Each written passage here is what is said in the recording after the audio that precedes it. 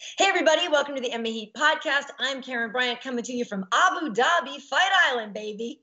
What's up, guys? Alan Jouban with you as well. I'm just in LA, nothing special today. LA is special though. Yeah, so listen, big podcast today. Obviously we'll talk about UFC 251 and Alan, I want to tell you all about my trip. I have visual aids. I got a lot of stuff, but how you doing? You feeling all right? I'm good. I'm healthy. Been training. I want to know more about you, the Abu Dhabi trip, the quarantine, that nice looking hotel they got you guys at. Tell me about it. Yeah, I'm tempted to take the computer and take a walk through my suite. I said something about it online that I have a really sweet suite. This thing is massive. It's like the ground floor of our house. It's got a separate dressing room area, this bathroom, the tub, this massive shower, this huge bed. I've got a lounge area over there, a double wide balcony. I was out jumping rope on the balcony, and I can jump it in my room too. So it's the W Abu Dhabi, and I'm not mad at it. It looks nice. I talked to John Anik. We were texting, yeah. And he said that when he got there to check in, they didn't have his room ready, so they had to upgrade him to a bigger suite. So I was like, oh, man. I saw that, and I'm like, and then when I came in this, because I was like, well, shoot, he got a bigger one than this? Because I remember John. I know. It's like, I think he has a sauna in his or something insane. But anyway, you can just go outside for the sauna. But so I have a visual aid. So literally, I just got a few minutes ago a message from Zach. And my boss saying that, my tests are all clear and everything, and I'll get my wristband around 1 a.m. tonight. And I thought I was going to go to bed early tonight because I was already tired because I didn't really sleep that well. But I have to be awake to get the wristband. So we'll see. Maybe Heidi Dean and I will go just walk around just for a minute just to see something. But so I just found out that I have to get tested before every event, even if I'm not going to it, because I wasn't sure if I can go to the Wednesday one. But I have to get another test tomorrow and another one on Friday and then the following Friday. But so anyway, my dinner just came, of course, perfect timing that we start to do the podcast. And tonight I had I'm getting the mushroom ciabatta. So when we get here, there's this whole kind of meal plan. We had to be in 48 hours quarantine. I'll back up in a minute. But when you get here, they just have to bring the food to you because you can't leave your room for 48 hours. So you get this little sheet of paper with meal choices for the week, and you tick it off and what time you want to eat and stuff, and they bring it, so it's like prison. It's like they slide open your little cell door, you know what I mean? And then they're like, okay, here you go. It's good food though. But yeah, so shoot, where should I start? I had to go to Vegas first, right, on Thursday. Got to the airport, took right to the hotel, got tested, went in my room, locked down till Friday afternoon. Then they say, okay, yeah, your tests are clear. Go over to the airport. All of us were just on a charter, so it was cool. It was an Emirates flight. It was beautiful, and it was really clean, and they took really good care of us. But it was nice because it was literally just all of us UFC people on it. So, just a quick little 15-hour flight, Alan. Yeah, right. But it looked like a spacious one. You said that charter, it's a spacious jet. It was, yeah. So it's a regular Emirates flight. So I had a great business class seat and everything. And I slept for 7 hours on the flight. I binge watched the whole season of Shrill, which I really enjoyed. But I watched that. So got here, and right when we got here, though, it was kind of funny. They were leaving to go to work for UFC 251 because I don't know if people know this, but everything is happening on a time frame for people back in the States. So we're literally, the fighters prelims were from 2 to 6 in the morning, and then main card was from 6 to 9 in the morning. So we're literally pulling up to the hotel around midnight, and there goes John, Bruce, everybody's leaving to go to work. We're like, all right, it is kind of crazy. And for the fighters, I think a lot of people are trying to stay on that time. So it's also ridiculously hot here. It was 115 today. So I think just in general, people don't do much in the day. But I think a lot of people want to get on the nighttime schedule, but I really don't know because I haven't been able to leave the room. But got here, got checked in, everything, we got tested. They literally, if I put it on a story, you get out and they're in hazmat suits and everything. They take your luggage, they disinfect your luggage. The guy's wiping down my backpack. They swap out your mask for a new one. You can keep whatever mask you had. I have a handmade one, but they give you a new one. You get all sterilized and stuff, and you walk in, and then you're in line, all queued up 6 feet apart.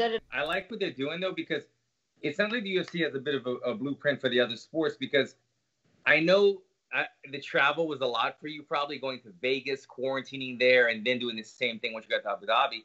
But it seems like what they did is it kind of filters out getting anybody to Abu Dhabi that has COVID, because the people, it's proven that like the people that they did catch, I make it sound like a bad thing, but that tested positive, they did so in Vegas, and they were able to stop them from getting on the international flight and then going there. So I think it's a good thing that they're doing so far, stopping people in Vegas, doing the testing there, filtering out the people that may have it. And then when you get to Abu Dhabi, it seems, I don't think anyone has tested positive so far in Abu Dhabi, right?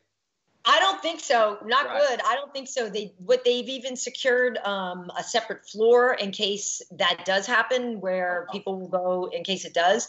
I haven't heard of anything, but again, I haven't really been out of my room.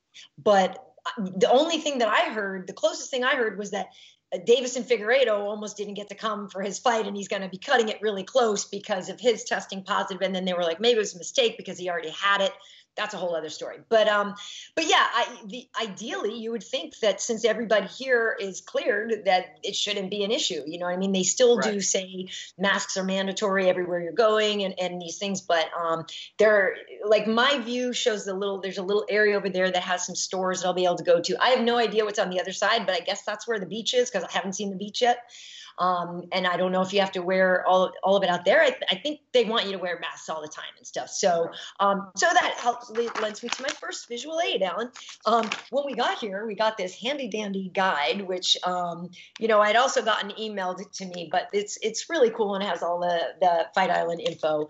Unfortunately, there was no gear. And I actually just asked Zach about the swag. He's like, he had to buy some himself. Like, I was like, where's all the free Fight Island stuff? And they're like, yeah, no. That's not free. So I don't know. I'm going to have to get something, but maybe I'll get 3 Fight Island shirts for the 3 of us and I'll figure it out. But you want medium, Alan, so that you look extra smart. Yeah. Okay. So then when you get to your room, they have this little hygiene kit here. Antibacterial and wipes and another mask and all this stuff. I brought 2 of my own masks as well. And it looks like and they even gave us gloves right when we walked in the front door. They like gave you rubber gloves if you wanted them and stuff. So it's amazing when you go in for the testing. Like you go down there and you log in and everything. You sit there, log in, and they have the table spaced out and your seating all spaced out, and they just kind of call you over. And the thing is, Alan, they gave you the choice between the nose and the throat. Now, what would you choose? Well, I've had one COVID testing, and I did the mouth swab. It was super easy. I've seen the nasal ones from everybody over and over. Dana White's done like 50 of them. It doesn't look comfortable. I don't understand why you would choose the nasal over the mouth. I don't either. And so I did the mouth one, which I thought was no big deal. It's, but I'm not going to lie. There's a part of me that wants to do the nose one. I have to get tested 3 more times. There's part of me that wants to like feel it, but then there's another part of me that's like, why suffer? Like, it's going to suck. Yeah. So I don't think so. If one of them was stronger than the other, I get it. I from what I'm seeing, they're kind of the same. The mouth might even be, they said, the better test. So I don't know. I don't get why people are going through the nose. I don't know. But yeah, so we'll get tested. Everybody here, just to keep, to your point about everybody here being safe in this blueprint, what they're doing then is making everybody test again the day before a show to make sure that, nothing happened and that everybody on fight night is also still clear. So, I mean, they really are doing amazing stuff. And I know I work for UFC, so people, you're just saying that. But like, it's really well done. Like, really, really well done. It looks like it from my end as well, that they're doing a good job. Yep. So I'm working this Saturday and then the following Saturday. This time I'm doing the reporting and stuff. So it's different kind of stuff. So you're in the show and you're doing the report, all that stuff. So it'll be fun. And then when we get back, actually they're starting to ramp up shows in August and stuff like that. So then I get back to anchoring then. But it's going to be fun. And like, I'm here with like Gastelum and Verdum's going to be here. It's like, I hate the fact that Verdum and Gus are fighting each other, but yeah, like, so it's cool. I know some folks, but it's weird. The hardest thing is like, you'll walk by somebody and you don't know who it is because their mask is on. Like, you know what I mean? And so you walk by, it's like, what was that? And it's almost like you feel rude because you don't recognize everybody and say hello, but like, how can you almost, you know?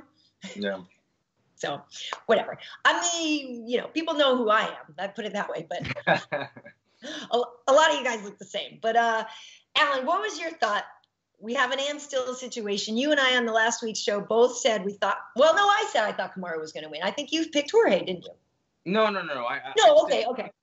It would be fun to see something crazy like that happen, but the safe bet is definitely on Usman. Right. Well, so what did you think? I mean, it was kind of what we expected, right? It was what we expected. And, you know, it wasn't the most exciting fight on the card, Right. obviously, and it wasn't a barn burner of a fight.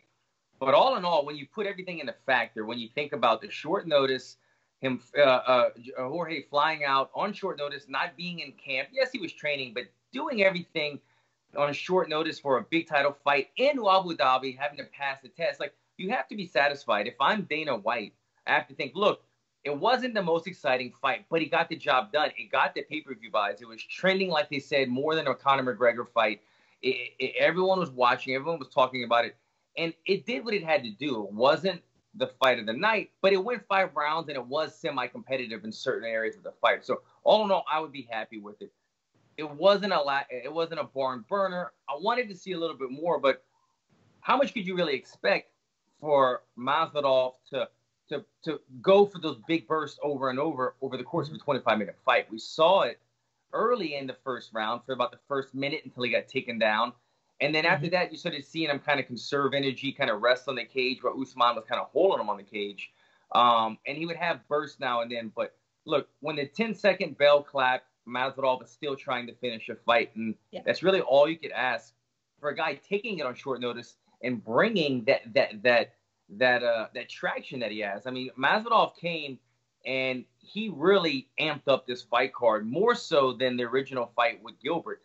But just Masvidal has that star power, and so he did what he needed to do. I thought he did a very good job on what was given to him at the time.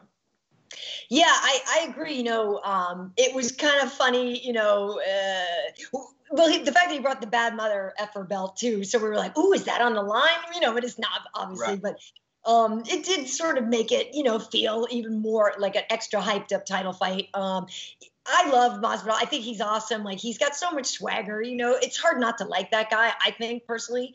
But I didn't really think that he was going to be able to survive Kamaru's wrestling. I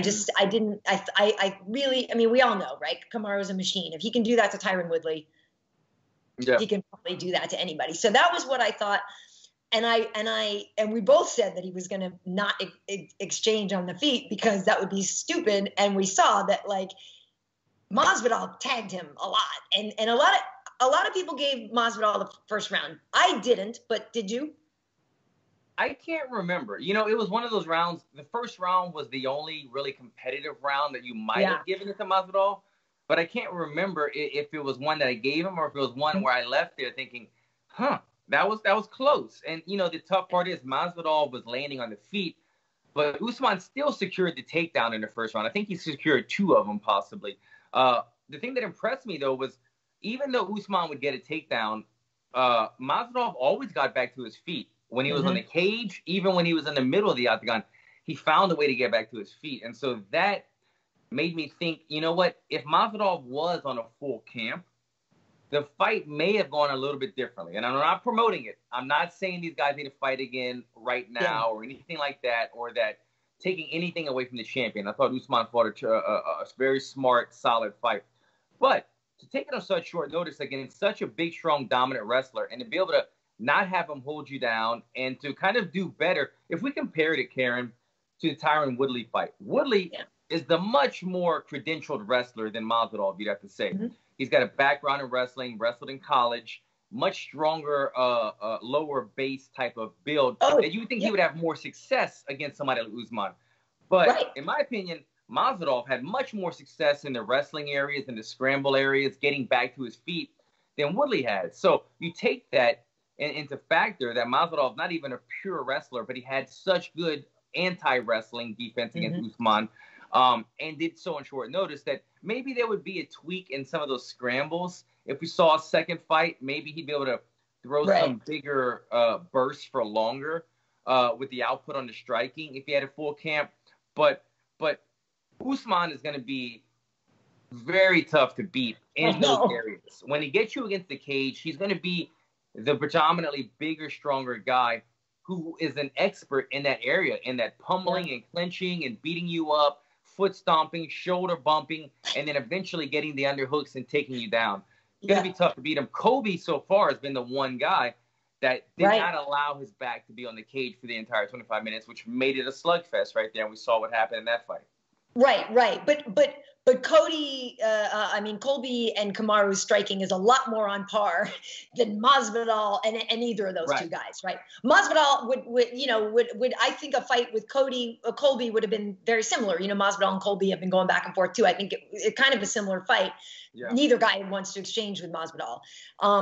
But you said something there that I wanted to talk about, because it was supposed to be Durinho, and I do think that there's one thing that I kind of wanted to see, though, is when those takedowns and things happened, Durinho doesn't mind being there, right? So that actually, in some ways, could have been a more exciting fight. I know, whatever, people can give their opinion on that. I think Masvidal is incredibly exciting, but you know what I'm talking about? Like it wouldn't be so one-sided on the ground. And then it would be a lot more of like the transitions, the scrambles would weigh into the fight, I think, a lot more. Yeah. I mean, I feel that even though Gilbert is the more superior submission jiu-jitsu artist, where you'd have to give the edge to Usman in the grappling, the wrestling department, it would kind of offset one another. I kind of feel like it would be a little bit closer to the Colby Covington fight, where guys would get against the cage. Neither one of them would be able to find that superior position. They would break away and go back to punching each other in the face again. Then we would get to see who's the superior striker, who's got more power in that fight. Right. But obviously with Usman, he's not trying to get punched in the face by Masvidal over and over. He's got crazy speed. He's got crazy timing. You saw Masvidal in this fight throw the switch step blitz, I call it. Yes. What he knocked out Darren Till with. We saw him throw that numerous times. Usman was ready for it. The foot stomps. The foot stomps in a fight. It was a throwback to the old days. I mean, it was like something that we saw for a while. We saw a lot of foot stomps, a lot of shoulder bumps, and it was, look, they weren't fight-ending techniques, but it was just looking busy, showing that you're busy on the cage so that the referee doesn't stop it. And I don't remember the referee ever even stopping at one time, breaking the action up and resetting him in the middle. And the reason that the referee didn't, it might have happened one time, but over the course of 25 minutes that Usman was in that dominant position against the cage, he was able to keep the fight there and not have the referee stop it because of those little techniques, the foot stomps, the shoulder bumps, punches now and then, securing the takedown. So he did what he had to do. Did I want to see a fun fight? You know it. You know we wanted to see some guys throwing leather, but I'm not mad at him for this performance in the least bit. Yeah, I'm not mad at him either. He's the champion. He's now tied with George St. Pierre for the longest active win streak. 12 fights unbeaten in the UFC welterweight division. Like, come on, people. Come on. You don't have to like Kamaru, but you should respect him. That division's ridiculous. Like, come on. You have to. And, I want to add this to it. When Usman first kind of came on the scene, I remember me and you talking about him a couple of years ago. And I was saying, this guy's got something. And I like the way that he conducts himself, that he carries himself. He doesn't really talk too much trash. He's very kind of real about saying, like, I'm going to beat you and I'll take this fight. I won't lie. Somewhere along the lines when he started becoming the champion or getting that notoriety, he started kind of practicing in this trash talk or talking about, how good he is. It's just something, it happens to everybody because all of a sudden the limelight's on you. You're the champion. Now you have to kind of dictate to everybody, I'm the alpha male. I'm the big dog. And until you kind of find your lane, you see champions kind of wavering back and forth like, this is not really genuine trash talk. This isn't really me. And so for the last couple of fights, there was something about Usman that kind of irked me. I'm like, I'm not seeing that same genuine guy that I saw a year or two ago. Yeah. It's not his fault is what I'm getting at. It's adapting to having to be the alpha male and trash talk everybody and outfight everybody. This fight, I will say, I thought he did a very good job of conducting himself.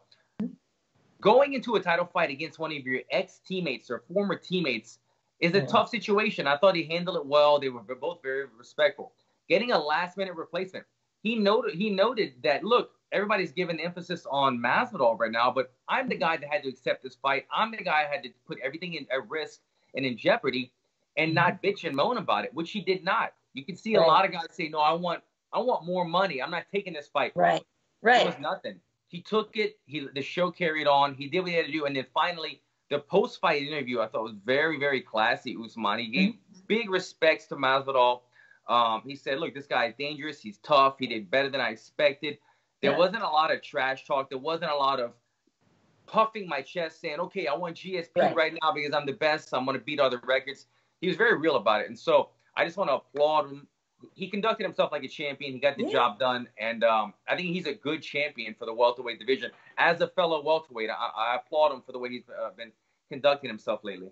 Yeah, no, he's very, very good. Like I said, I mean, when you're putting up numbers like George St. Pierre, you know, but so I guess, yeah, right. So Dana did say Gilbert was going to be next. I don't know if you've seen on Twitter. We don't have to get into this whole thing, but Leon Edwards and Gilbert. Man. Somebody else will pipe in and this and that. It's crazy. Yeah, they've been getting after it. I mean, I was surprised how quickly that escalated. But, really did. Dorino, he's a tough guy to mess with on Twitter. He's got a good confidence. He's got a good feel of how to tweet. Leon came on very strong. Gilbert kind of put him in his place, kind of won that fight. But both guys make compelling arguments. But look, he said at the end of the day, the boss man, Dana White, says Gilbert is getting the next title shot. So there's nothing really more to argue about. You can puff your chest all you want and talk about your records. But if he's the guy in line, he's the guy in line. Yeah. And Dorino's feisty. He is a feisty guy. The only thing I think is kind of crappy about the whole situation, and it's good and bad because Trevor Whitman is phenomenal, and obviously it's always a great thing to go get some other looks and get some coaching, but like the whole fact that Kamaru moved camp because he was fighting a teammate and then didn't have to fight a teammate, I was like, oh my God, like, you know, but how it can't hurt you to go train at altitude with Trevor Whitman. So, you know. Yeah.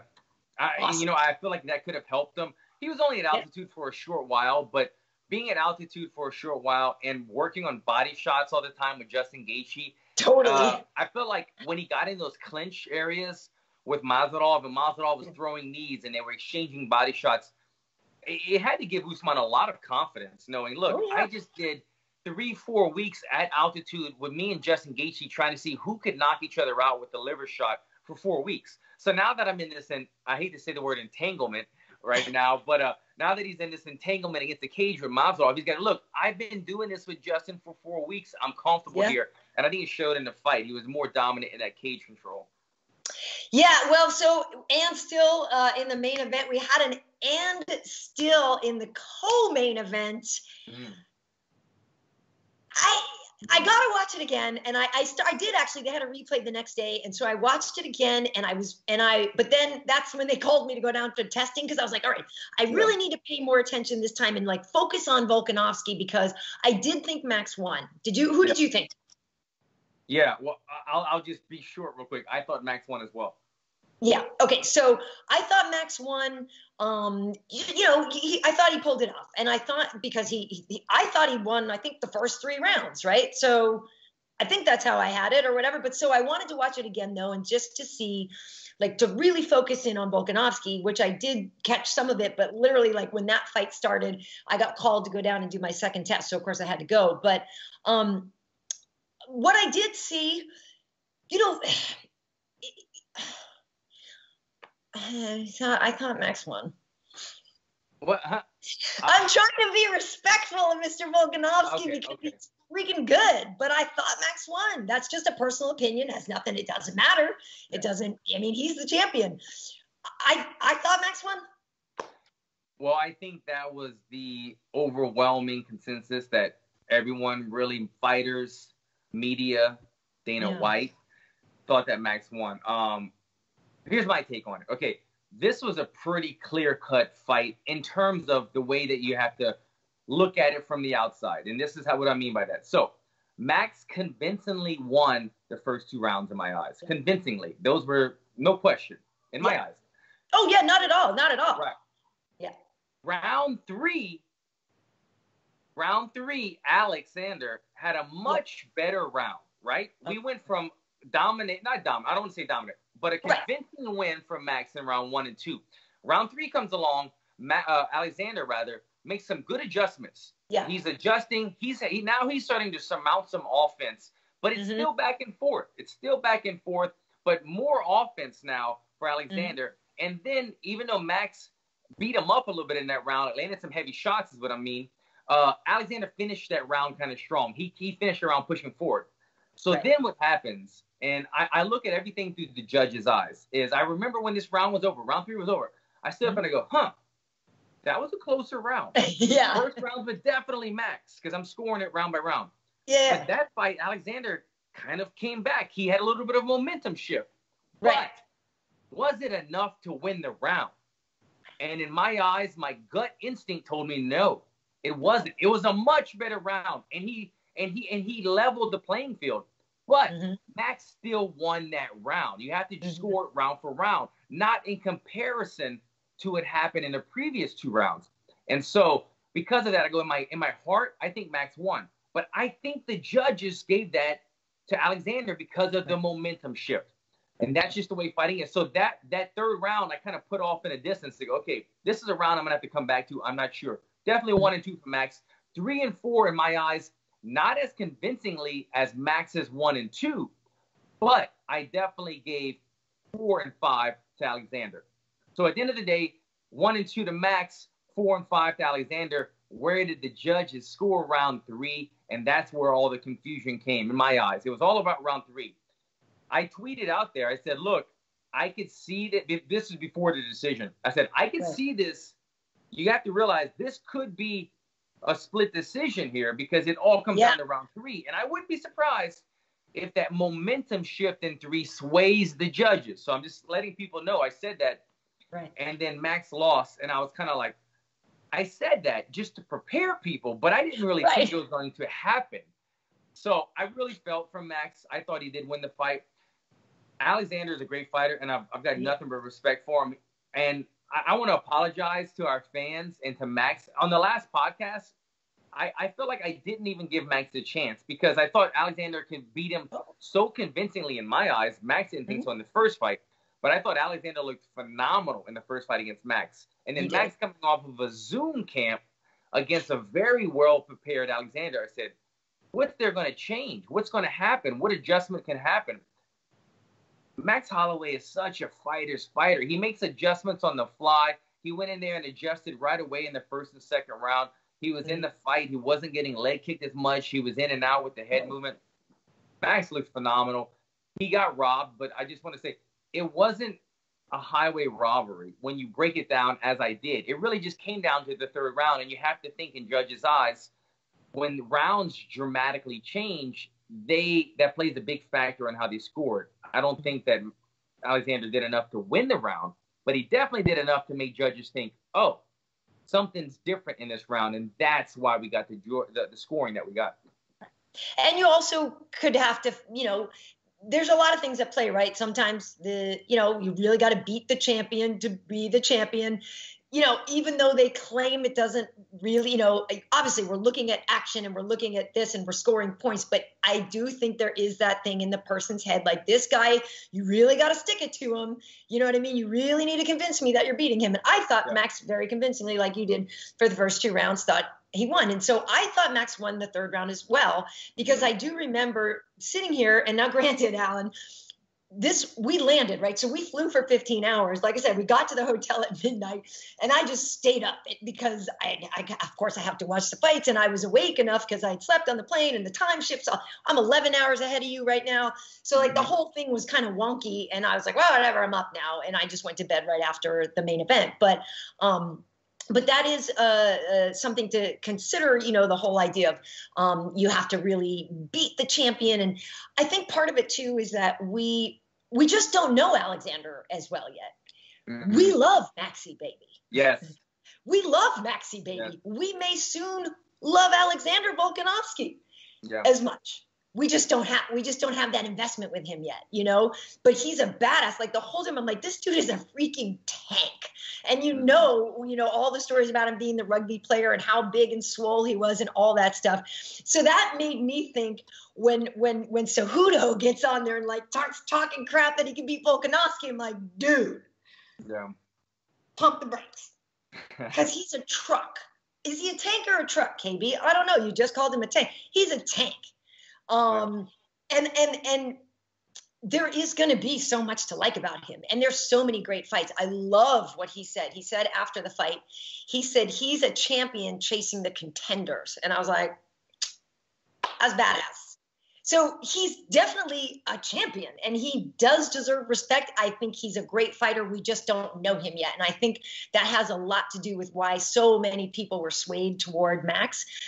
We just have that emotional investment with him. But I do remember watching the fight and like, okay, now I remember my point. After the long days, that I was sitting there going, this is like the opposite of the first fight, right? Like Alexander was the one who was controlling everything and Max had to make the late adjustments. And then this time, it was reversed. And I personally did think that Alexander made some solid adjustments, but I just thought Max had more, I thought he scored more points. I thought he dictated the action more. Yeah.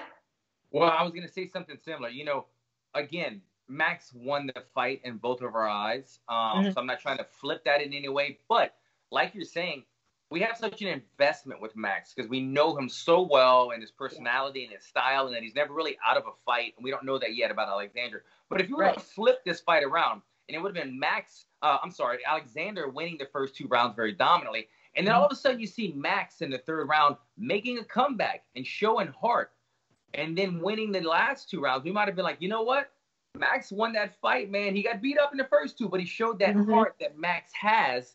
And he came back, and by the point system, I think he won 3, 4, and 5. So we might have looked at it a little differently. And I'm not saying that Max didn't win, again, but it's just that Max did win in a lot of our eyes. But also, we know him so well that he's never out. He's never really been knocked out. He's always in there. He's always a fun fight. And you know what he did brilliantly? I've spoken about this a lot, that this day and age in fighting, you have to almost be animated more. It helps persuade the judges. It didn't persuade the judges, obviously, in this fight.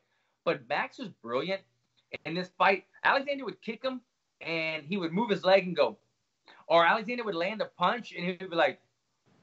Did you see a couple times? Right? Yeah. Those little things like that let the judges know, oh, maybe I shouldn't score that. Maybe that didn't hurt him. Right. It's old school Anderson Silva. It gives you confidence in what the guy is doing the whole time. He's like, oh.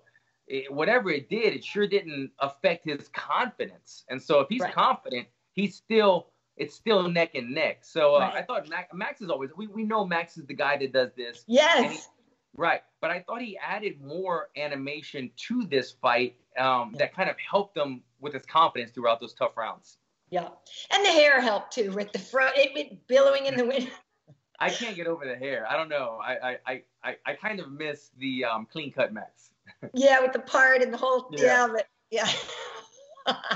Well, listen, it'll be interesting to see who Volkanovski fights next. Like I said, though, I give him all the applause in the world for that quote about being a champion chasing the challengers. I thought that was awesome. And that's exactly how he is going to win people over. You know what I mean? Just be like, all right, next, who's got next? Like, whatever, I'll get you, I'm calling, whatever. So we had 2 Ann Stills, and of course we had to have an Ann New in the Bantamweight division because there was no champion. The aforementioned Henry Cejudo has departed. So we had Petr Yan and Jose Aldo. I am a major homer for Jose Aldo. So I really was hoping he was going to win. He came out blasting leg kicks in round 1. I was like, yes! And Jose looked like old Jose for quite some time.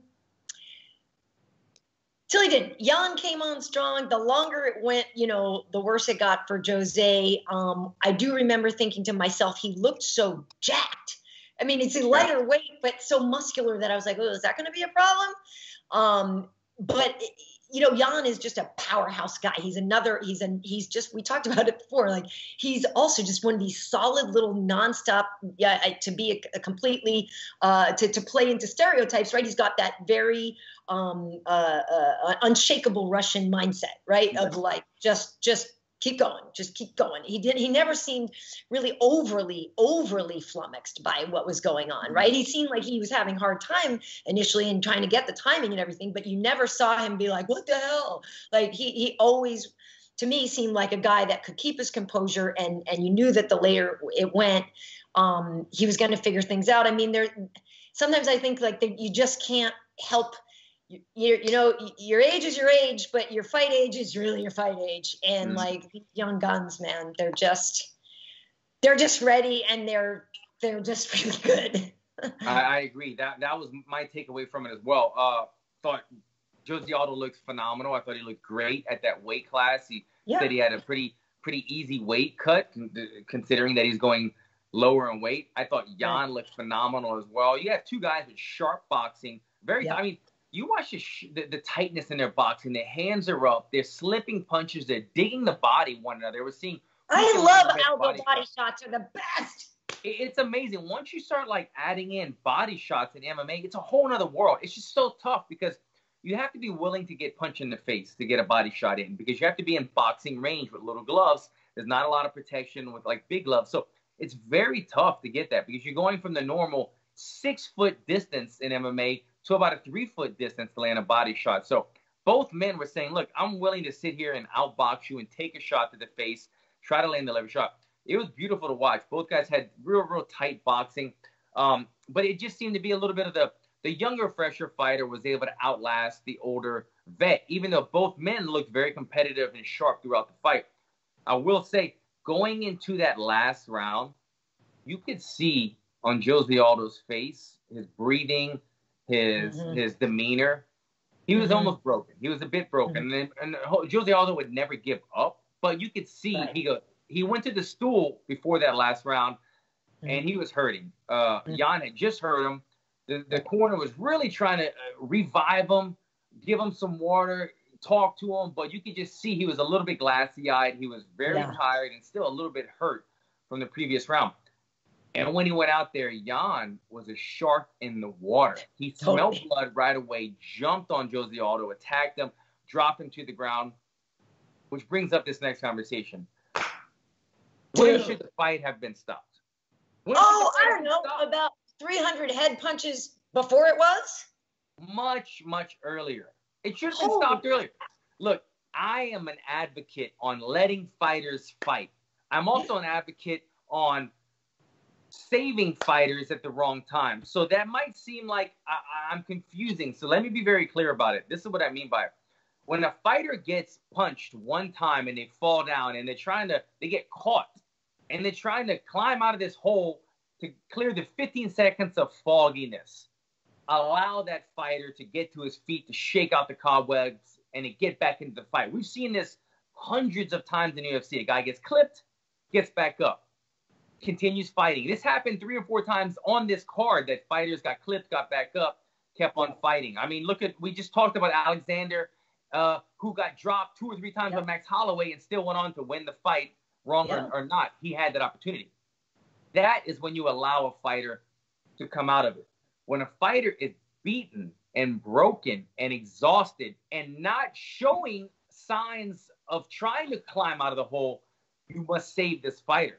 You must save us. I have goosebumps right now talking about it, because I know the feeling. I know those situations when you get in the hole and you want to survive. And I know those other situations like Jose Aldo was in that fight where he is too tough and too good and has too much respect for himself and dignity and too proud. And he's not going to tap.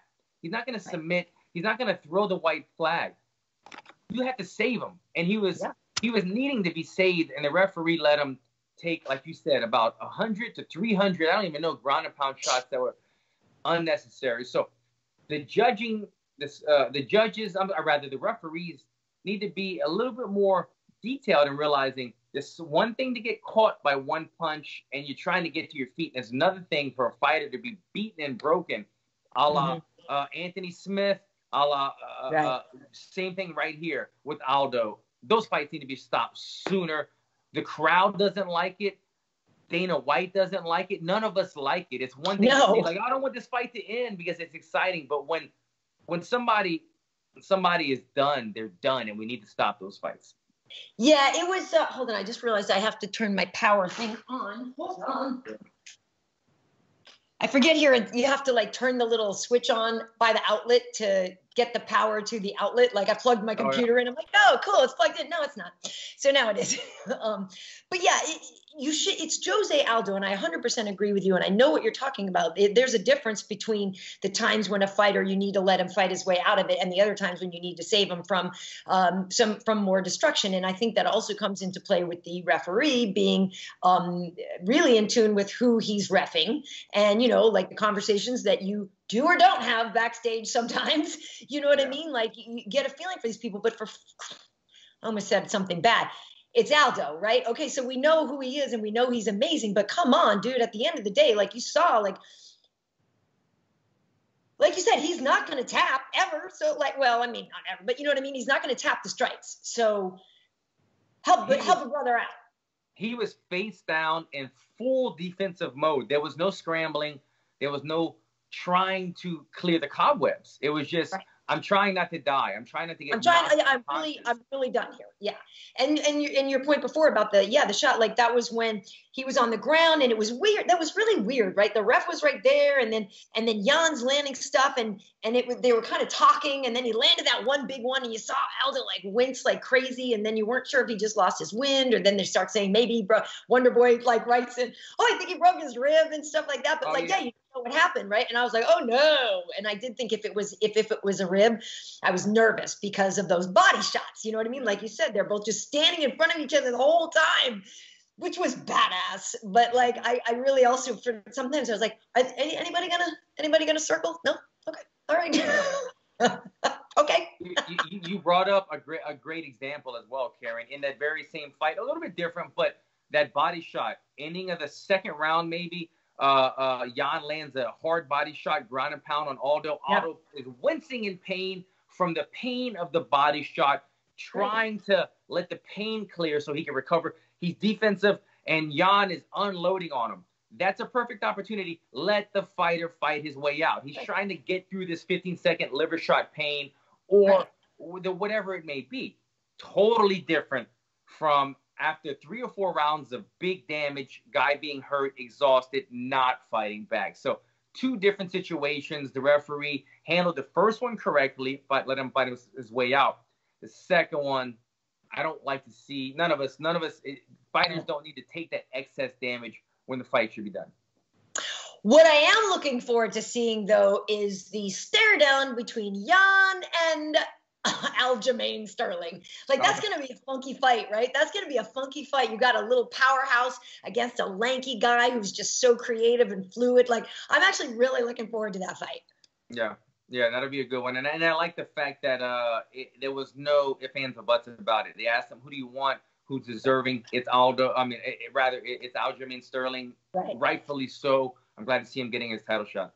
Yeah. So congratulations. Russia has a new champion, and it's exciting. It is exciting. The thing that's crazy, I was supposed to be in Kazakhstan. I think that's where that one was supposed to be, which would have been amazing to see him win. Like, I love Jose, obviously, but if to be over in Kazakhstan, if a Russian won the title and you were there, like, that would have been insane. Yeah. It would have been insane. So I would like to see Jan. Let me think how I should say this. I need to see him develop some type of gimmick, maybe a gimmick.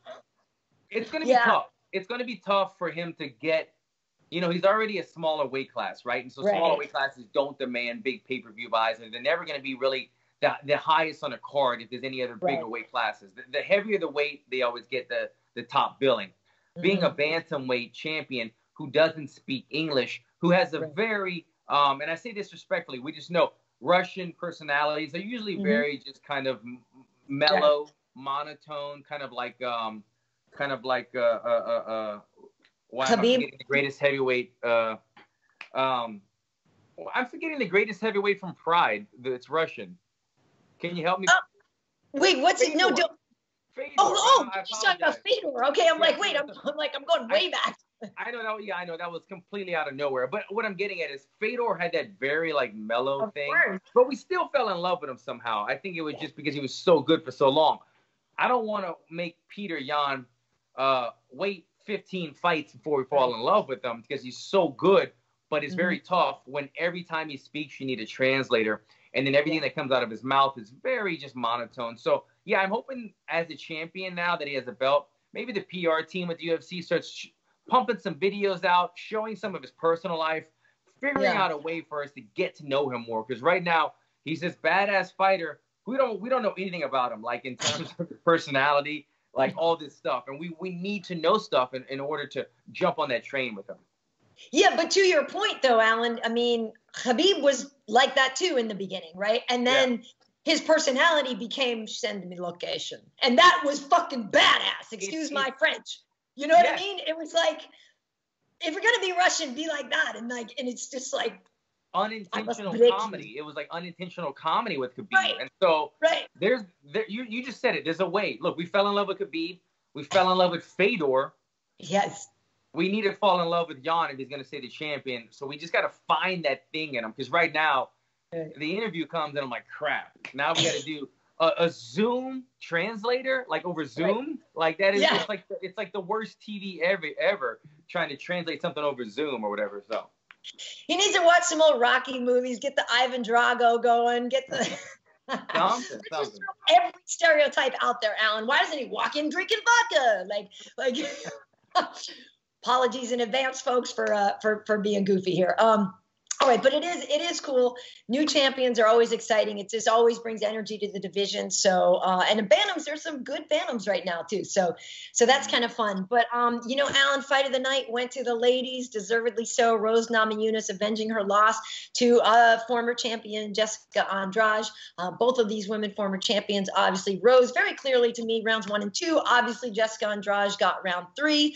Rose was pretty busted up. It was a split decision. I didn't think it should have been a split decision. I thought it was clearly unanimous for Rose, but I did think that Jessica looked awesome and she looked so much better. And she just improved so much. And she actually had this whole long post about that today on Instagram, talking about all the training, and she did it alone, but she really made a point of evolving. Like she decisively wanted to make improvements and evolve and change and get better. And that is so cool. So she even says that fight was a win for her in terms of those goals that she wanted and what she wanted to show the world. And so she showed that, and I applaud that woman, your little sister. She is such a great fighter and just a cool girl. But, I've known Rose since before she was in the UFC. I was really happy to see Rose get that win back, get back in the octagon, get that thug Rose back, right? Because she's been through some rough stuff. Family members dying from COVID and just, she's just been through a hard time. So to me, it was just, it's just so good to see her back and just back to being a badass. That was great insight that you said about Jessica Andrade. I love that. I love that you said, even though she didn't maybe have a huge team around her, she focused on every training session about evolving. And I love that. That's a brilliant thought, because that's something that literally every time I go on a run, every time I work out, I go, am I doing this just to do it, or am I doing it trying to get better every single time? Yeah. And that's what separates fighters. That's why you saw Jessica Andrade, even though she won the first match from the slam. Yeah. Before that, she got picked apart, and that's why I did not pick her in that fight. In this rematch, I go, man, if Rose makes any sort of adjustment from the first fight and doesn't go to that Kimura lock from the back and just picks her apart from the feet, we're going to see a total domination. Jessica Andrade went and evolved during this camp. Same for Rose. We've got nothing but praise for her. But I just want to applaud Jessica Andrade, because a lot of people probably pushed her aside and said, look, she got lucky against Rose. She got demolished against Wei Li. We're not picking her. Why would we go for it? And she looked so much better. She was much more competitive on the feet. She didn't have to only rely on the grappling. She could compete on the feet, and she made it a fun fight. And that's why the ladies held it down and got the fight of the night. A great performance. But I just want to talk about Thug for a second, Karyn. What is it about Rose that makes everybody gravitate towards her? Can you put your finger on it? I have my theories are that she's what's the word I'm looking for? She is a not an oxymoron. I'm sorry, my brain is still a little funky. She's a juxtaposition of two very, very different things, right?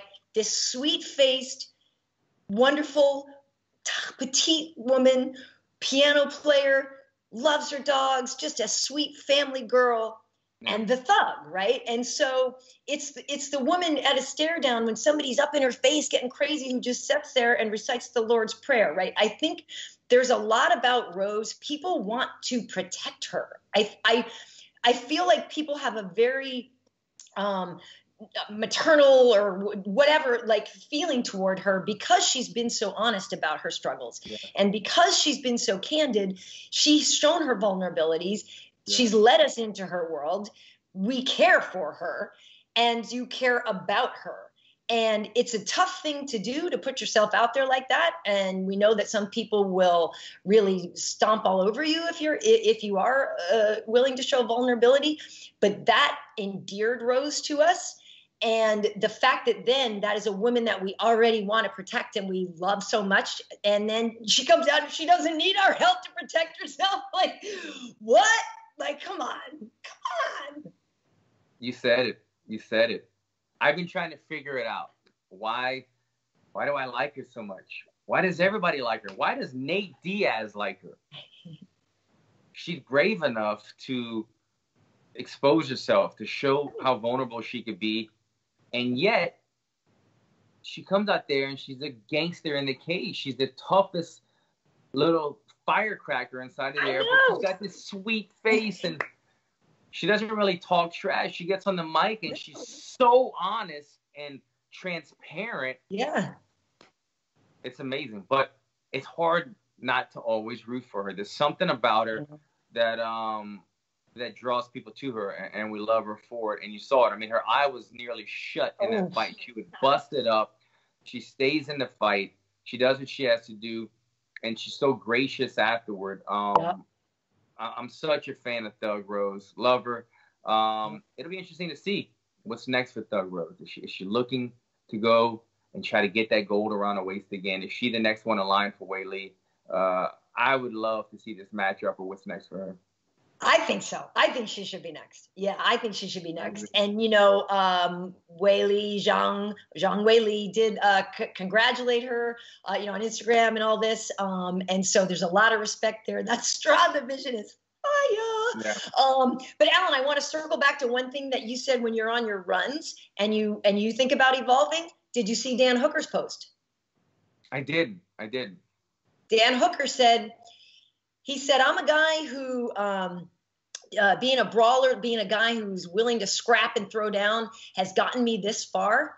And he said, but I realize now I have seen the championship mindset in Dustin Poirier. I have seen the championship mindset in there and I don't have it and I need to get it. Wow. And I was like, same thing, like what you said. I was like, dude, what? Like he put it out there that I don't have this part right yet and I need to get it. And I was like, that is great. And like, he's gonna get it now. So people really need to look out for Dan Hooker in the future. I don't want to fight that dude next. You know what I mean? Come on. I love it. This is the shit that, I could talk about this stuff all day because. You got to look at his post. I love it. I love this kind of stuff. We're like splitting hairs here, right? We can talk about this person won, that person won. This person could have made this adjustment. But it's these small subtleties that in fighting that give me goosebumps. That fight, that Dustin Poirier Dan Hooker fight, I could not stop talking about it when we did the podcast because I was like, this is such high level. And it wasn't just like what they were doing. It was those little moments of defeat or let me circle or let me catch your breath that Dustin said, I'm going to stay in the pocket. I'm going to get that one more punch. I'm going to eat this. I'm going to push your takedown. I'm going to fight through this fear right now. And there's these small little things that I was noticing during the fight, and I go, this is high-level shit right here. This is so high level. And it's not just the damage or the technique, but everything else going on in that championship mindset that these men were displaying. So Jessica Andrade making these small adjustments. Dan Hooker making these small adjustments. Everyone else, we should all be making these small adjustments to keep evolving as fighters in the sport. Yeah, it was good. When I was scrolling through Dan's post, I was like, that's really good. Good on you, mate. Good for him. Yeah, good on you, mate. But it was the last fight on Paige Van Zandt's contract. She was a heavy underdog going into this one. Amanda Ribas is on a tear, and she is the most likable girl on the planet. Like, just bubbles with energy. She's just. I love this chick. You can't not like that girl. You just can't. I mean, I know we're talking about Rose like that, but you just can't you just can't. Anyway, it was a lot for Paige to come back from. We were talking about this on the last show, obviously. And she's got at this point, so many people rooting against her as they do rooting for her, which is just a crappy thing. And, she went out and lost by armbar first round pretty fast, really didn't get to show much of anything in the fight. So I thought that was an unfortunate thing for her to go out on that. She did say she wants to test free market. Dana's like, go test free market. She said she wanted to do that because she said, you never really know what your value is until somebody tells you what it is. So she wanted to go out and look around and see what her value is. It's going to be a little tough now because she's lost more than she's won in her last, 5-6 fights or whatever. So it could be tough, but she has such a large audience and a lot of appeal. So I don't know what'll happen with her, but I did think it's unfortunate that she got finished so quickly and couldn't have shown a little bit more in her last fight. I agree. It's a tough situation for Paige. We spoke about it last time. We share the same manager, and as a manager, she's a dream client. She's got a huge following. She's got a great bubbly personality. She likes to post. When you're working with sponsors, she makes a tremendous amount of money, as is very well noted, off of sponsors. She's not hesitant to do it. She's very easy. Like, some fighters don't like doing, like, hey, man, you haven't posted anything for this CBD company like a month. They're kind of on my butt about, can you do something? You'd be surprised how many fighters are too lazy and stubborn to do it. Even though they're paying you $1,500 a month, they don't want to do it. Paige does all these videos. She's a sponsor's dream. She's a pretty girl, and she could fight. She's in a tough situation because a lot of girls are jealous because of what she's had, that she's acquired so fast that they feel like she hasn't really worked for, that they've had a longer road, which is, you have to see both sides of it, which I totally understand. This was her last fight in the contract, and she could have, went out there and won and said, look, UFC, I'm testing free agency. You need to pay me more, or I'm going to go to like one championship, a Bellator or something like that, take even more money. But coming off of a loss and to lose in that fashion, it really puts her in a tough position right now, because Dana White, to kind of dismiss her, he said, yeah, you need to go test free agency. He pretty much said, look, it was, in my eyes, he was saying, we'll take you back, but we're not changing your contract. We might give you a $5,000 when we give you a new contract. We'll give you a $5,000 bump or something, but you're not getting the $100,000 that you think you want. And so it's tough for her. She's gonna go to Bellator, maybe get some more money. Some guys go to Bellator and they say, I'm making so much more money now.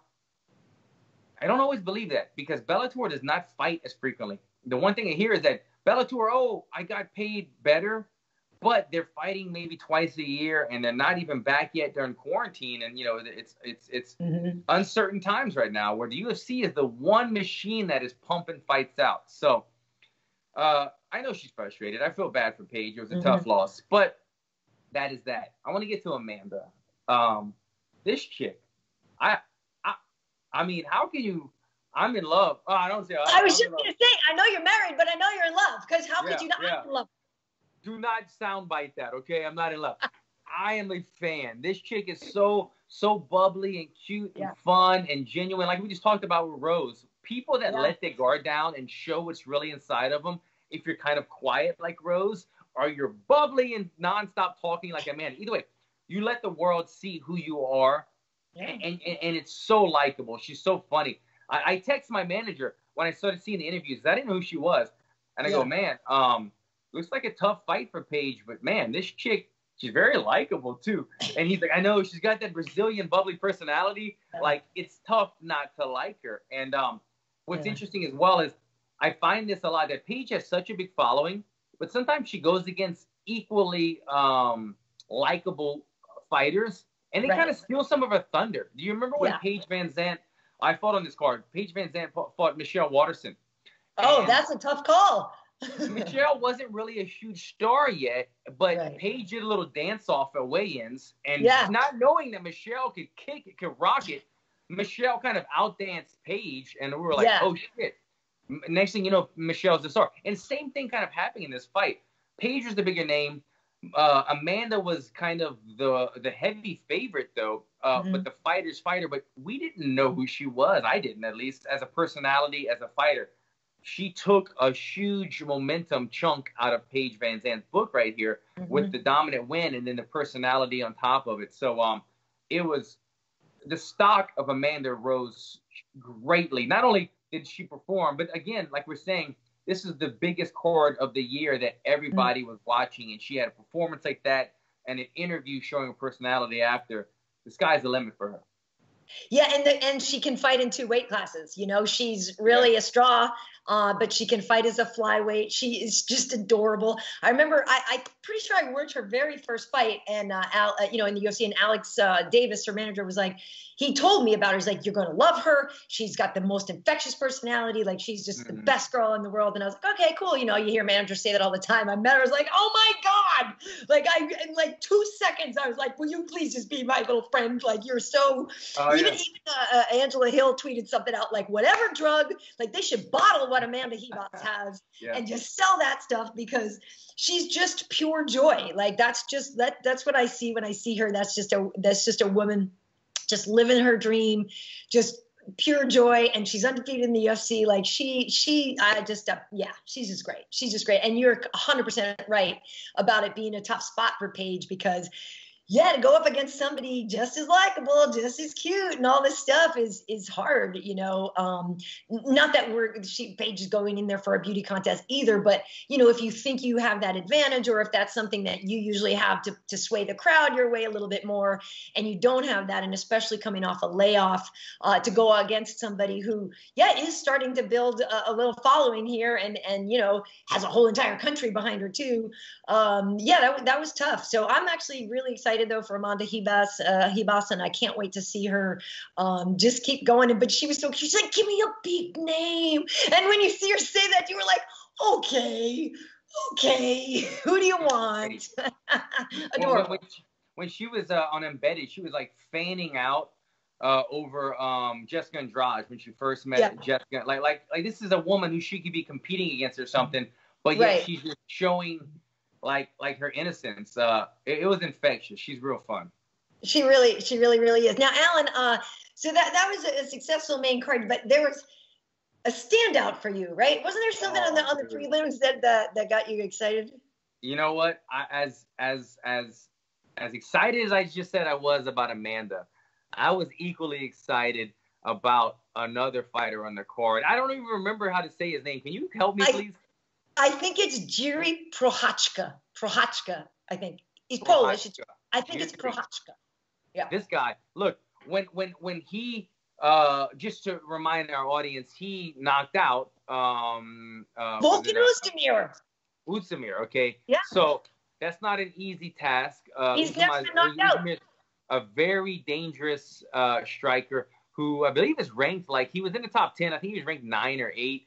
And what's the new guy's name again? Jiri comes in making his debut against a ranked fighter, tough knockout artist. Not an easy task, but I'll say this: when I saw him in the back warming up, when they gave the little shot of him in the back, the movement that he was doing, I go, man, this is odd. This is very different, but I could see the technique hidden in there. Like, his hands were down, and it was very dangerous, but he was also moving and shifting and pivoting angles. I was like, he's got this sort of movement mastered. Whatever he's doing, it's very unorthodox, but it's very dialed in. He knows what he's doing. I could just see the control in his body. And so I never heard anything about him. And then I saw him get in the cage, and the way that he glided and moved, and he was so athletic, moving like he was like a 15-year-old kid again who just got some brand new shoes. I was like, this guy is like 6'3", all muscle, and he moves like a young kid with some fresh Jordans on. He's going to be dangerous. Sure enough, he gets that knockout. The way that he fights, this guy can be a huge star in the UFC. The UFC's got to love this guy. The way that he fights, the way that he's willing to take on anybody in a debut like that. And then even his interview after, you could see he's got that personality. He's got that personality. Yeah. He wasn't even happy with his performance. He said, oh, I got hit. I've got so much more. Trust me, like, I'm so much better. I was like, I can't wait. I can't wait to see when you turn it up a dial. So this guy, I think, this is the type of guy. We see him get 3-4 wins in a row. We see him fighting for the belt within a year's time. Yeah, Volkan had never been knocked out. So he posted out saying, oh, congratulations to you, like, at the fight game. I've never been knocked out before, whatever. But I'm sitting there, like, I was like, holy crap. Like, yeah, he just came in from nowhere and took out a guy who fought for the title. And it was so wild. And I'm also, with the two of them, at first, too, I was like, how tall is that dude? Like, he looked really tall to me, too. I guess it says he's 6'4" or something, but I thought he looked even taller than that. But, yeah, just a whole thing. And I've seen some other coaches around, they were like, where'd this guy come from? You know what I mean? They're like, I thought I knew everybody in the division. Where'd this guy come from? So, yeah, it's exciting. Of course, everybody immediately was like, make him fight Johnny Walker. Just... I think it might be mental. Like, that'd be too crazy, I think. It was such similar styles. Both are very big athletic men. It would be, I'm not mad. You could throw that on a main event. This guy's got one fight in the UFC. You put him against Johnny Walker in a main event somewhere, I'm watching that fight for sure. That's a fun one. That's similar styles, and you're going to get an action-packed fight. Right. Speaking of our little evolution conversation, Johnny, hopefully in the downtime, is working on a ground game. Who's that? I didn't catch it. Johnny Walker needs a ground game. Oh, yeah. No, he's got some holes. He's gotten by with his athleticism and his craziness. But as you've seen, look, he's going to have success. But but at this level, you're going to have success. You're going to win 2, lose 1, win 2, lose 1 kind of thing. You have to eventually be well-rounded. But I would love to see Jiri. I keep forgetting his name, but the guy who was talking about the Russian, or not Russian. Where's he from again, by the way? Polish. He's Polish. The Polish fighter. I gotta see the rest of his game. I'm so curious about this guy. I know. I never heard of him.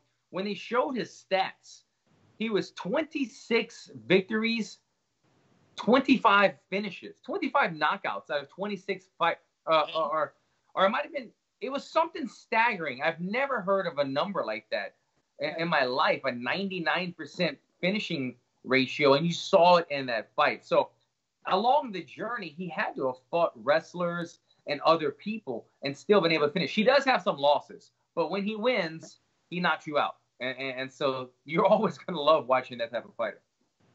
Yeah, I thought that was exciting, and it was, and you could tell too. Everybody on MMA Twitter was like, what the, like every. He was dope.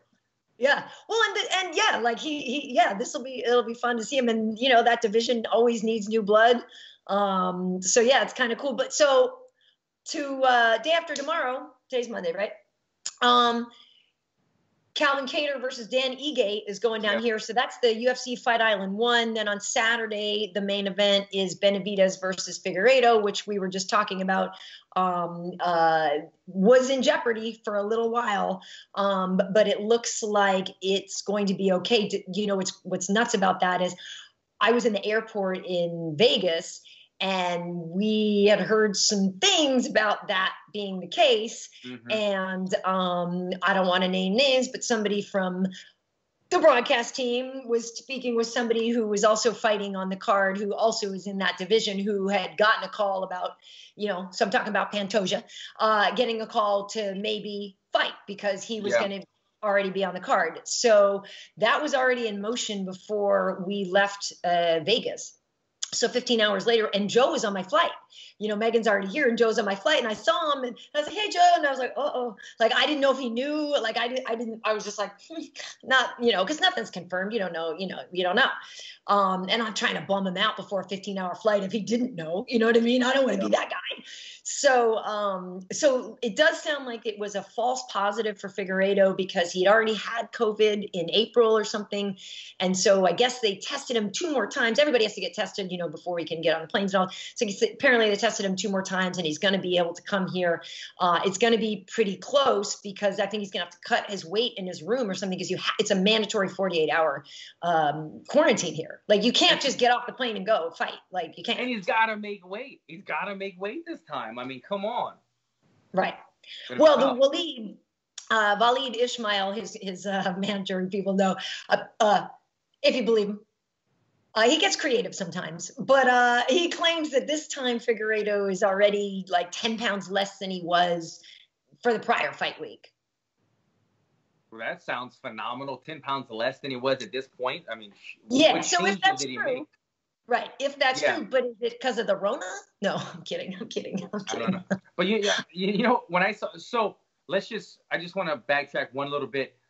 So today's Monday, if you guys are watching. So you're saying at this point, from what you've heard, Karyn, after the positive test for Corona, they retested him and those came back negative as of now. Yeah, that's what I heard. Now, I didn't get an official thing on that from UFC or whatever, but that's what I heard. That's the rumor. That he then had to clear a couple more tests or something like that. So when I first saw this news as well, I was kind of like, this is like some science going on too, because so you're saying that if you've had Corona, the antibody, whatever, then you shouldn't be able to get Corona again, because like I feel like that's still not even proven yet. Like, do we even know that for a fact? Once you have it, then you're clear in the future. I don't know.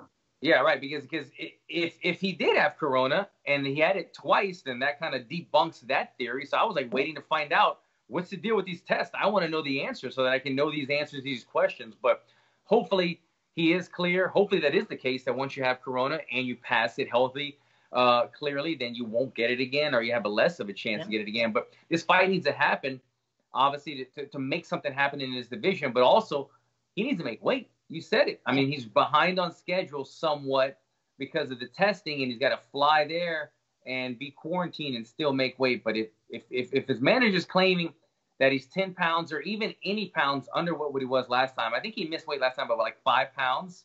I think so, something like that. I was there. I'm trying to remember. 4.5 pounds, I think it was, something like that. 5 pounds, exactly. Yeah. Hopefully he's somewhere within that ballpark, 4 or 5 pounds lighter than he was at this time during the last fight, so that he can make that mark and make it a fair fight this time. Yeah, I don't remember exactly how far overweight he was before, but I'm excited about Kattar and Ige. I'm on the Calvin Kattar hype train. I am. Like I'm also. It's also the New England cartel. I got a little home. Yeah. You love all your boys from Lafayette, Louisiana. I gotta root for the folks from Boston. But Calvin Kattar, that fight with Zabit when we were in Moscow last year, that was a close fight, and he was coming on strong in the 3rd round. And a lot of us think that if it had been a 5-round fight, because it was only 3 rounds because it was a short notice that they got elevated to the main event, but. Had that gone a couple more rounds, Zabit was going to get in trouble there. Calvin was really starting to come on strong. And he's just been doing great. And I like to see, this is a real, we were just talking about Volkanovski, but the featherweight division has a lot of exciting fighters in it. And I think Calvin Kattar is a real one to watch. Kattar, remind me, did he come off of a knockout win to Jeremy Stephens? Yeah. Yeah, that fight right there. Look, I'd already recognized his skills, but it was hard to see when you're going up against another skilled fighter in Zabit. Right. Then his skills got drowned out a bit because I'm looking at Zabit the whole time, who at the time was the bigger name, and we knew about how good Zabit was. So it showed, wow, Kattar can compete with Zabit, but Zabit's got that reach and he's got some extra movement. But again, when Kattar did that to Stephens, and I saw how he moved like water, how effortlessly he could do everything without trying to put power into it. He just moves and reacts to people. He's another new favorite of mine, and especially just his movement. His movement is so good. So that's another good fight. Remind me, it's Kattar versus what was he's fighting Dan Ige. Now, if you guys saw the little UFC Where's Waldo poster, Dan Ige is in the raft with me. Oh, he's in it? You were on that poster as well? Yeah, the Where's Waldo one. Yeah. I'm in the raft, and I believe that's Dan with me in the raft. So. Oh, nice, and Dan's with you. Yeah, no, Ige, he's coming on strong, right? He just had that big win not too long ago. Now he's in this is his first main event, I believe. Yeah. I presume, but gonna be a good fight, man. I think it's with no pun intended, an uphill battle for Ige, which should be a real fun one. Yeah. So yeah, I'm looking forward to that. I don't know if I get to go to that one. Like I said, I have to get tested regardless, just because I'm going to be around people. But it'll be cool if I can go to that one. I don't know, but I don't really know the rules right now in terms of, when I did the Brasilia show, it was really shut down as to who's allowed in there. So since this is different and we're all clear, maybe I'm allowed to go over there. I don't know. I haven't asked yet. But I hope to. But yeah, so I'm looking forward to this. That's the only downside for all of us over here is that you do have to be gone so much longer because of all the quarantining. So yeah. I know that's made it a lot harder, my family included, but for everybody. And it'll be interesting to see though, like what, how many things there are here to do. It seems pretty mellow. And like, even just when I'm outside here, I don't see, there's like a little marina right underneath us and stuff. There's not a ton of activity. Like I said, today it said it was 115. And so, yeah, I jumped rope though out there, Alan, because I'm a psycho, because I did most of it like right here in my room, like right over here is my little jump rope area. And I'm looking outside. And then I was like, for the last 10 minutes or so, let me take it outside because I want to see how it feels. And so yesterday I did it too, but I was jumping in like around 6 p.m. or something. But today it was like just around 2 or 3 p.m. Now you, I'm sure, get this all the time, but I've never had my calves sweating. Like my leg, like everything. I was like, what the hell is that? Like they were just I'm looking like Paul Felder on his little spin bike in his closet. Like you go out there and you're like, oh my God. Like, so I'm thinking to myself, I'm like, oh my God, yeah, fight days. I'm like, I need to come out and jump on fight day, get shredded before I go to work and just like drop some water weight before I go. But, it's weird because I've been training. I've been jumping outside on my patio, in LA. A lot of time I'm jumping when it's 90 degrees out and stuff. So I actually can handle the heat, but it is the humidity that kind of is like, it's just the air is thicker, right? And so like you breathe in to recover and you're like, well, that's just thicker. It's just thicker. And it just seems like nobody wants to be out there. Like from the videos and Instagram, everything that I've seen, even when guys are like, we're out of quarantine and they go out there and they're like the water was like a hot bath. It's not even refreshing when you go in the ocean. So I get it. It's like, just stay in the indoors, get a little workout, and go back in the air conditioning. Yeah. Well, bath water is my kind of temperature for a pool. Like, so I'm the exception to the rule. But like I said, I have been training for this, but I can see how this would be really difficult for some people. I mean, at least it's basically summer. Obviously it's not summer everywhere, but I think for a lot of the people on the card, at least they're coming from a warm place right now. But like it would be, you hear about when people used to go to Brazil, same thing, that they were like overwhelmed, like by that jungle feeling, So it'll be interesting to see if it affects the fighters. But yeah, I'll be going to work I think my call time is, 10:30 at night or something like that. So we're just powering through all night for the shows. I think the post-fight show starts at like 7 a.m. or something. It's nutty. I saw Michael Bisping doing, he finished a broadcast. Yeah. He was arguing with Dan Henderson a little bit. Oh, that was so bad. And then he was going to the post-fight show as well, but it looks like an all-nighter. Yeah, you saw that? They're getting into it. Bisping is a special individual. This man is on a live broadcast on one of the biggest pay-per-views of the year, in between rounds, arguing with Dan Henderson, in between interviews and everything. To show that kind of aggression on Instagram, on Twitter, and then to come back on the air and then have your game face on, like, yo, he's special. Yeah, it was. I didn't like that, seeing that exchange. I didn't like it. Because I like them both, and it bummed me out. Yeah, because I like both of them. How do you not like both guys? But Dan Henderson throws some low blows, and so Bisping, you throw a low blow at Bisping, there's no rule book. The rule book is thrown out, and he will come at you tenfold. Yeah, he'll kill you. He'll shred you. Yeah. Well, you know, Alan, I am going to try now to eat my dinner. I ordered the, you know, I'm still not eating a ton of meat and stuff. So it's a, like I said, I think it's a mushroom sandwich with some salad and stuff like that. Yeah, so it's cool. But I will be excited to get liberated later tonight. Like I said, Heidi, we have to be awake to get the wristband. So I'll ask her if she wants to just like take a lap around the building or something, you know, outside. Because I want to see that beach. I haven't seen it yet. So yeah. It's obviously on the other side of the building. So I'm very curious about that. But yeah, you know, obviously I have work and stuff to do. But the jet skiing does look, I like doing that. Like, so, I mean, not jet skiing, sorry, the ski-doos, like the those are jet skis. Yeah. Jet skis, yeah. Yeah. I was confusing it with snow water skiing. I was confusing it with water. Yeah, jet ski. No, that's fun. So I might try to do that. And of course, everybody's showing you the racetrack that goes through the hotel here. So every now and then you'll hear somebody. And I do like to drive fast.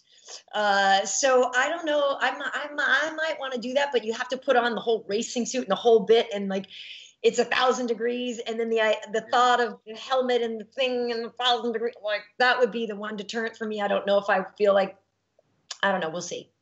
Yeah, it sounds awesome. I would totally be all about the race car. I would definitely be doing jet skis. I'd be doing all. I mean, if I wasn't fighting and I was there, that'd be fun. And if you go on a walk with Heidi, tell Heidi I said what's up. I haven't seen her forever. I can't wait to fight again and see everybody. It's been a while. Yeah, she was asking about you too. She was asking about you. And it's funny because I said something on Twitter that I was hanging out with Heidi, and somebody tweeted, they're like, is that the lady? Or I sent a picture and they were like, is that the lady that's always going, okay, baby, right over here, sugar, come on. You know, like right after you guys weigh in. I'm like, that's her. That's her.